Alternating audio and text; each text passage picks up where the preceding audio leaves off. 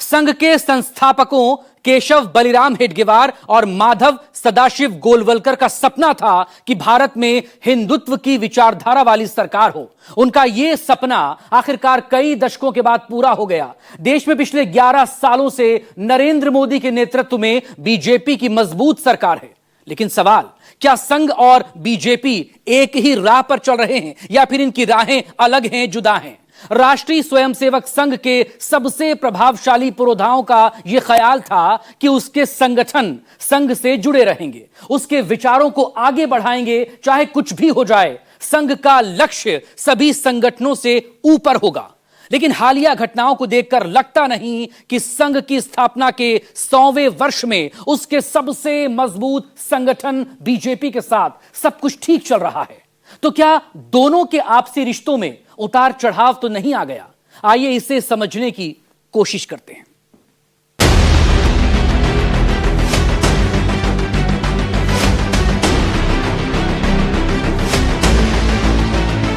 एक तरफ दुनिया की सबसे बड़ी राजनीतिक पार्टी, दूसरी तरफ दुनिया का सबसे बड़ा सामाजिक संगठन। पहले जनसंघ और फिर बीजेपी के रूप में सियासी पहचान बनाने वाली पार्टी आज सत्ता के शीर्ष पर है।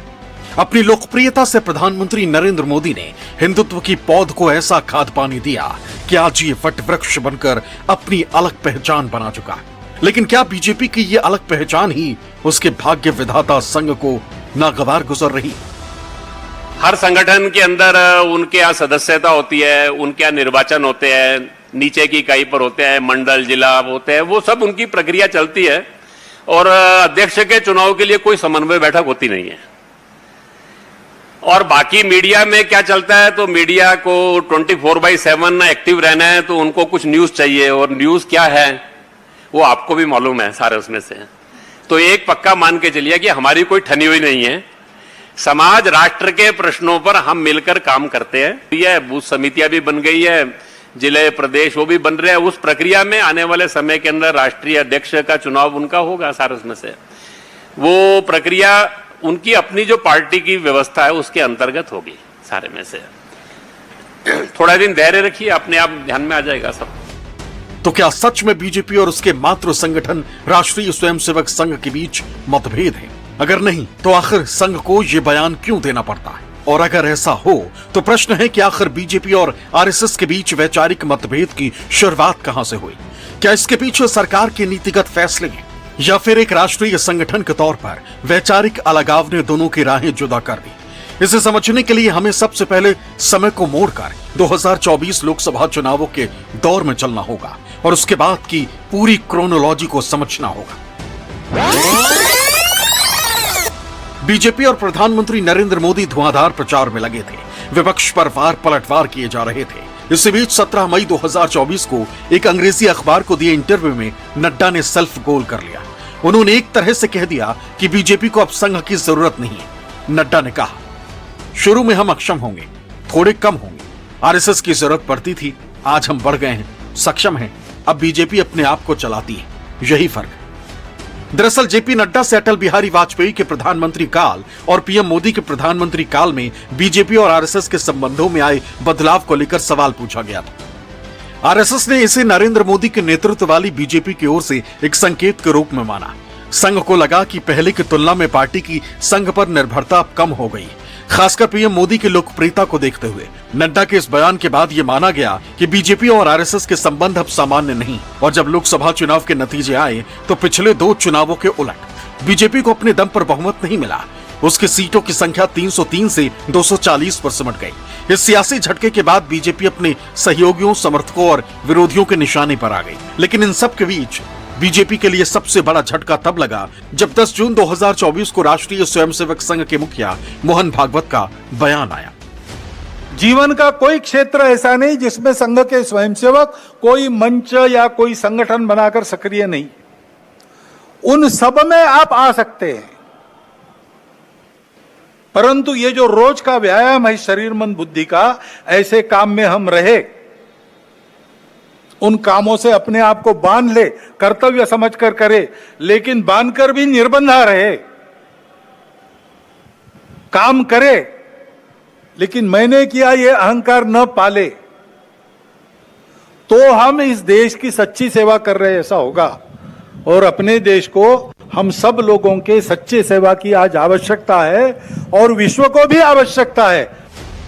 मोहन भागवत ने इशारों इशारों में देश के प्रधानमंत्री पर निशाना साधा। उनका भाषण कई मायनों में अहम था। इसकी चर्चा देश भर की मीडिया में हुई, लेकिन संघ की ओर से आलोचना का सिलसिला यही नहीं रुका। इसके ठीक अगले दिन यानी 11 जून 2024 को आरएसएस के मुखपत्र ऑर्गेनाइजर ने भी बीजेपी और पार्टी के वरिष्ठ नेताओं की आलोचना कर डाली।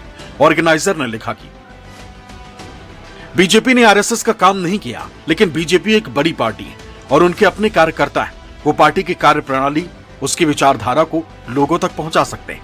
संघ चुनाव में मतदान प्रतिशत बढ़ाने के लिए जन जागरण का काम कर रहा है, लेकिन बीजेपी कार्यकर्ताओं ने संघ तक अपनी बात नहीं पहुंचाई। उन्होंने स्वयंसेवकों से चुनाव में सहयोग करने के लिए भी नहीं कहा। उन्होंने ऐसा क्यों किया?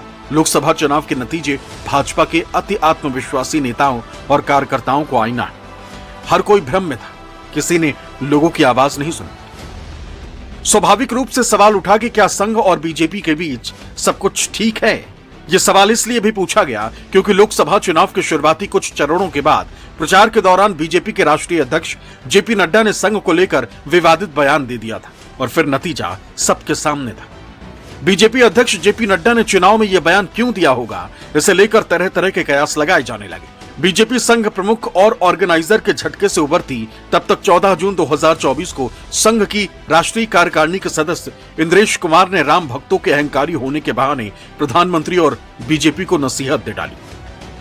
जिन्होंने राम की भक्ति की पर धीरे धीरे अहंकार आ गया, उस पार्टी को सबसे बड़ी पार्टी घोषित कर दिया और उसका और जो पूरा उसको मत मिलना चाहिए, जो शक्ति मिलनी चाहिए, वो भगवान ने अहंकार के कारण हुआ। जिन्होंने राम का विरोध किया उनमें से किसी को भी शक्ति नहीं थी, सब मिलकर भी नंबर 1 नहीं बने, नंबर 2 पर खड़े कर दिए। इसलिए प्रभु का न्याय बड़ा विचित्र नहीं है, बड़ा सत्य है। यह सबको पता है कि देश भर में फैला संघ का तंत्र, पारिवारिक संस्थाएं, उनसे जुड़े लोग किस कदर चुनाव में बीजेपी की मदद करते हैं। लेकिन बीजेपी अध्यक्ष जेपी नड्डा के बयान ने संघ के कार्यकर्ताओं को नाराज कर दिया और फिर चुनाव परिणाम घोषित होने के बाद संघ ने एक प्रकार से बीजेपी नेतृत्व, खासकर पीएम मोदी के खिलाफ मोर्चा खोल दिया। 18 जुलाई 2024 को मोहन भागवत ने झारखंड के गुमला से भी इशारों इशारों में प्रधानमंत्री पर हमला बोल दिया। विकास एक ऐसी चीज है, यहां तक विकास करना सोच के विकास किया, वहां गए, वहां पहुंचने के बाद दिखता है कि इसके भी आगे है। तो मनुष्य है लेकिन मानवता नहीं, इंसानियत नहीं है।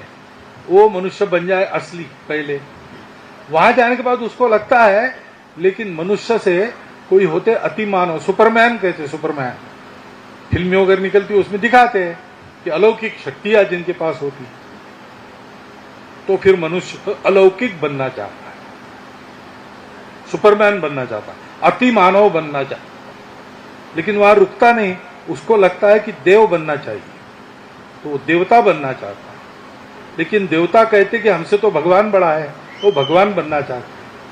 और भगवान कहता है कि मैं तो विश्वरूप हूं, अभी तो आपको एक रूप में दिख रहा हूं, लेकिन मेरा जो सारे विश्व में व्याप्त ऐसा बिना आकार का रूप है, वो असली मैं।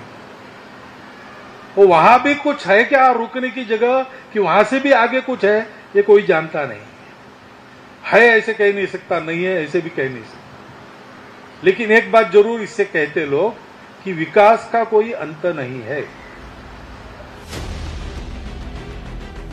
राजनीति के जानकारों का मानना है कि यह प्रत्यक्ष रूप से प्रधानमंत्री नरेंद्र मोदी के लिए कहा गया था। जेपी नड्डा के बयान का बीजेपी को बड़ा सियासी नुकसान उठाना पड़ा, लेकिन फिर मतभेदों को दूर करने की कोशिश तेज हुई। कई नेताओं ने बयान दिए और फिर इसका नतीजा भी दिखा। लोकसभा चुनाव के बाद बीजेपी ने 3 राज्यों में बड़ी जीत दर्ज की। महाराष्ट्र, हरियाणा और दिल्ली में पार्टी ने सरकार बनाई। उसके बाद भी कई ऐसे मौके आए जब संघ प्रमुख ने अप्रत्यक्ष रूप से पीएम मोदी और बीजेपी शीर्ष नेतृत्व पर हमला बोला। श्रद्धा युक्त आदमी को ही ज्ञान मिलता है, अपने साधन का, अपने ज्ञान का अहंकार जिसके पास है उसको नहीं मिलता है। अनेक कथाएं है ना, इसी अनेक कथाएं। तात्पर्य क्या है? अहंकार से नहीं होता है। ये जो कच्चा अहंकार है उसके परे जाना पड़ता है। अहंकार जीवन की धारणा के लिए आवश्यक है, लेकिन वो कच्चा अहंकार नहीं, वो पक्का अहंकार है। उतना रहना चाहिए, उससे ज्यादा नहीं। बीजेपी के मंदिर मस्जिद रुख को लेकर भी उन्होंने कहा कि हर मस्जिद के नीचे मंदिर नहीं खोजना चाहिए। हाल में संघ प्रमुख ने औरंगजेब विवाद को लेकर भी एक तरह से नसीहत दी। भले ही संघ की तरफ से बीजेपी पर वैचारिक विचलन को लेकर हमले हुए, लेकिन ऐसा एक भी मौका नहीं आया जब प्रधानमंत्री या बीजेपी की तरफ से संघ पर पलटवार किया गया। उन्होंने अपने मौन से इस विवाद को बढ़ने से रोकने की कोशिश की। इसके बाद हाल ही में प्रधानमंत्री नरेंद्र मोदी ने अमेरिकी पॉडकास्टर लेक्स फ्रीडमैन को दिए इंटरव्यू में पीएम मोदी ने संघ को लेकर खुलकर बात की। मेरे यहाँ राष्ट्रीय स्वयंसेवक संघ की शाखा चलती थी। शाखा में तो खेलकूद होता, लेकिन देशभक्ति के गीत होते थे।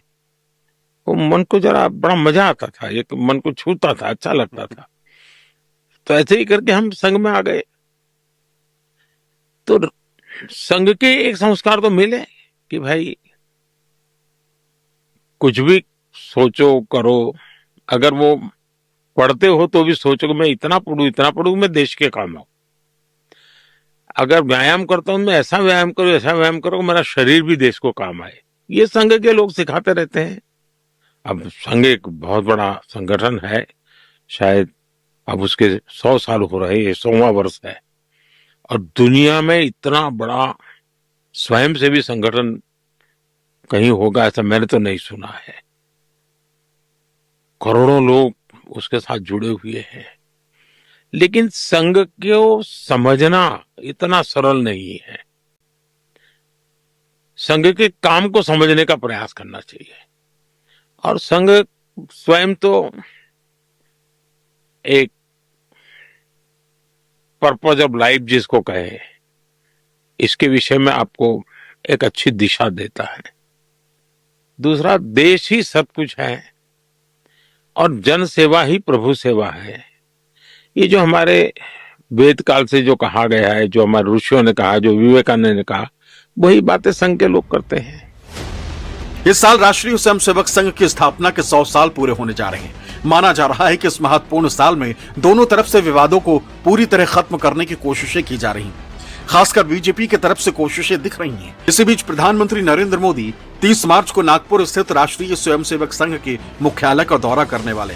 2014 में प्रधानमंत्री बनने के बाद पीएम मोदी की ये पहली यात्रा होगी। इसे संघ और बीजेपी के बीच सुलह की सबसे बड़ी कोशिश माना जा रहा है। पीएम मोदी और आरएसएस के नेताओं की ये संभावित बैठक इसलिए भी महत्वपूर्ण मानी जा रही है क्योंकि अगले महीने ही बीजेपी के नए अध्यक्ष का चुनाव होना है।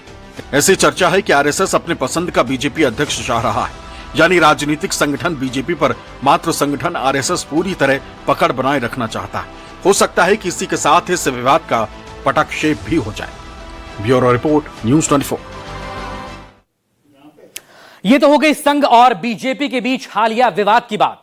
लेकिन क्या संघ और दुनिया के सबसे बड़े राजनीतिक संगठन के बीच हमेशा से ही अच्छे रिश्ते रहे हैं या फिर दोनों के बीच विवादों का पुराना नाता रहा है? और अगर ऐसा रहा है तो फिर आखिर उसके पीछे वजह क्या है, कारण क्या है? आइए दोनों के बीच रिश्तों में आए उतार चढ़ाव के इतिहास और कारण पर एक नजर डालते हैं।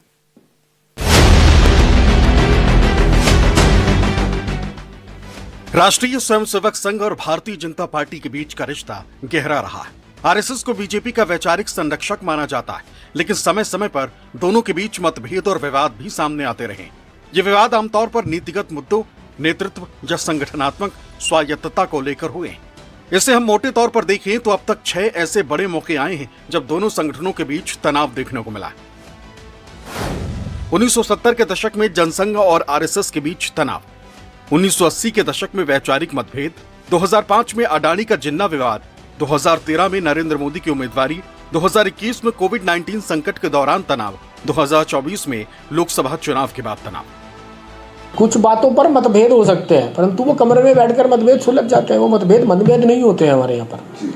अगर ऐसा होता तो जो लोग कभी भाजपा छोड़ करके, संघ से तो आपने कभी सुना ही नहीं होगा कोई छोड़ के बाहर गया। अगर ऐसा कुछ होता तो कुछ लोग भाजपा छोड़कर जाते, जो गए भी वो वापस आए। उमा भारती होगी, कल्याण सिंह होंगे, मदन लाल खुराना होंगे, उसके बाद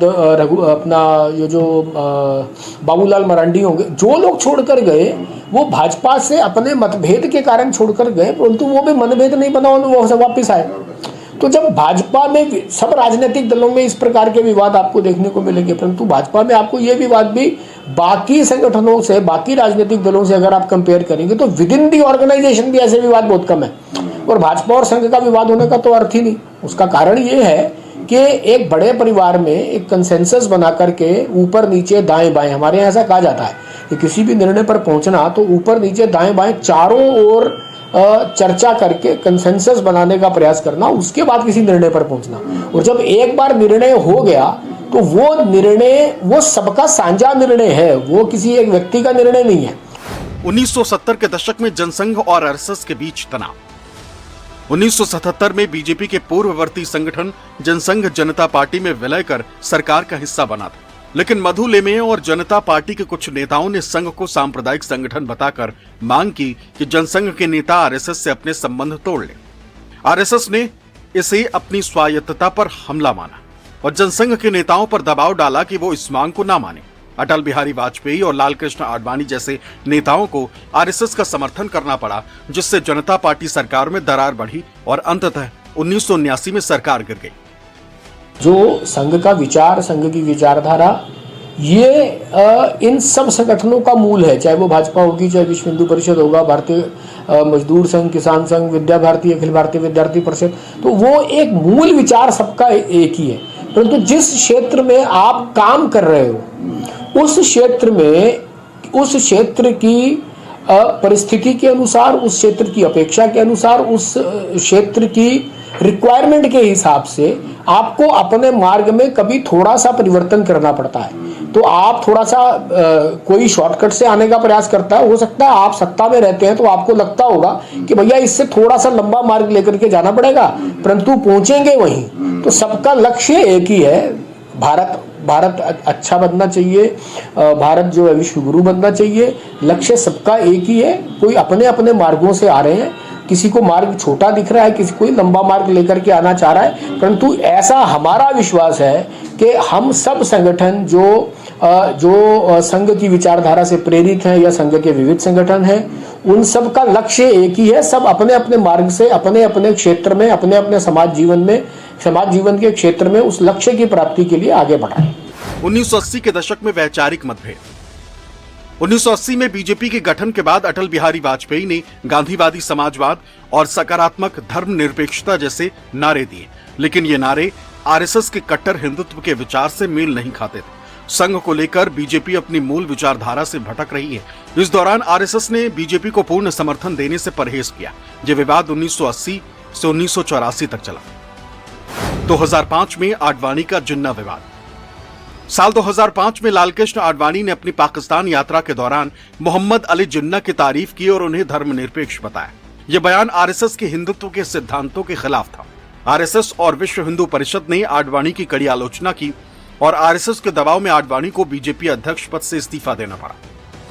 मुझे लगता है कि आडवाणी और जिन्ना वाला जो विवाद था, वो विवाद भी एक जबरदस्ती का रोपित विवाद था और इसमें भी कहीं किसी प्रकार की कोई दो राय नहीं है कि एक समय तक तो जिन्ना सेकुलर ही थे। जब उनको लगा कि गांधी जी मुसलमानों का तुष्टीकरण करने में लगे हुए हैं और उसके कारण से देश का नुकसान हो रहा, तो उनको लगा ये आसान रास्ता है, मैं भी उनके साथ खड़ा हो जाता हूँ, मैं थोड़ा सा प्रेशर दूंगा और ये हो सकता है कि या मुझे यहीं प्रधानमंत्री कुछ बनाएंगे या मेरे लिए अलग राष्ट्र का निर्माण कर देंगे। तो कुल मिलाकर के उस सारे में भी संघ ने एक बिल्कुल मध्य मार्ग रखा था। भाजपा ने अपने निर्णय कुछ लिए होंगे, उन निर्णयों के आधार पर पार्टी आगे बढ़ी है और लगातार बढ़ी रही है। तो मुझे उसमें देखिए, कोई भी जो अनुसांगिक संगठन या विविध संगठन संघ के विचार से प्रेरित है, उनमें किसी प्रकार का कोई भी विषय, कोई भी उनके विदिन उनके कोई डेविएशन लेना होता है या कोई उनको यहाँ पर लगता है कि भाई इस विषय पर थोड़ा आपस में एक मत नहीं बन रहा है, तो वो घर के बुजुर्ग के पास, आप परिवार में भी जाते हो तो संघ, क्योंकि